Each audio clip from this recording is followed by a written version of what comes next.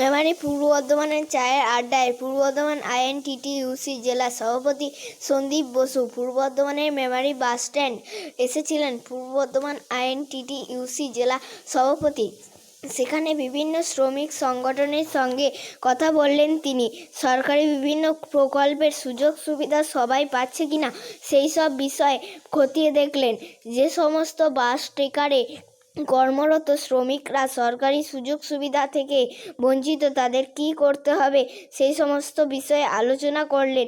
প্রত্যেকে আশ্বস্ত করলেন সকলের বিপদে আপদে সকলের পাশে রয়েছে তৃণমূল কংগ্রেস। Manteswar TV news. আমি যখনই পরিচয় দিচ্ছি যে আমি দেওয়া যাবো, তখনই তুমি আমাকে যদি তোমার মনে একটা কোনো কথাও থাকে তুমি বলতে হবে। আমি চাই যে এটা না থাকবে। ওই জন্যই তোমাদেরকে বললাম যে একদম মানে তুমিও যেখানে আমিও সেখানে। তোমার একটা কাজের দায়িত্ব, তোমাদের পাশে থাকা দল কিন্তু মমতা বন্দ্যোপাধ্যায়, অভিষেক বন্দ্যোপাধ্যায় আমাদেরকে দায়িত্ব দিয়েছে। আমরা সেটা কাজ করছি। এর বাইরে অন্য কিছু তুমিও যা আমিও তাই। আমাদের মধ্যে কোনো ভেদাভেদ এই যে জায়গাটা নিজের তৈরি করেছে, উনি ভালো বলতে পারবে। বয়স্ক মানুষ তো, একটা সময় যখন আমরা ছোটো ছিলাম, হয়তো কোনো জায়গায় সিপিএমের 5জন নেতা দাঁড়িয়ে থাকতো, আমরা 5 দিয়ে যেতে আমরা যার মধ্যে দাঁড়িয়ে আছে, ঠিক আছে, আমরা যদি করিনি কিন্তু 5 দিয়ে যেতে আমাদের ভয় লাগতো।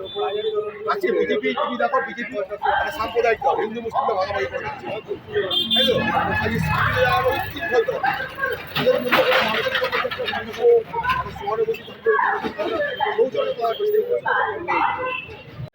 আজকে আজকে কি করলেন এখানে?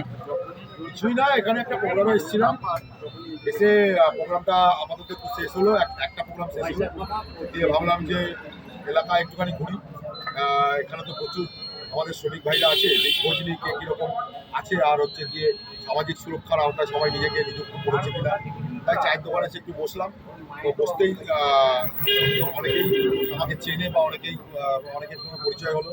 তাদের সঙ্গে আলাপ আলোচনা হলো যে তারা সামাজিক সুরক্ষার আওতায় নিজেদেরকে নিযুক্ত করেছে কিনা।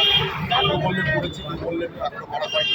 তাদেরকে বললাম যে সামাজিক সুরক্ষা প্রকল্পে কী কী সুবিধা আমাদের বাংলার মানবিক মাননীয় মমতা বন্দ্যোপাধ্যায় কী কী সুবিধা দিচ্ছেন, কীভাবে সামাজিক সুরক্ষা মানুষের কাজে লাগবে।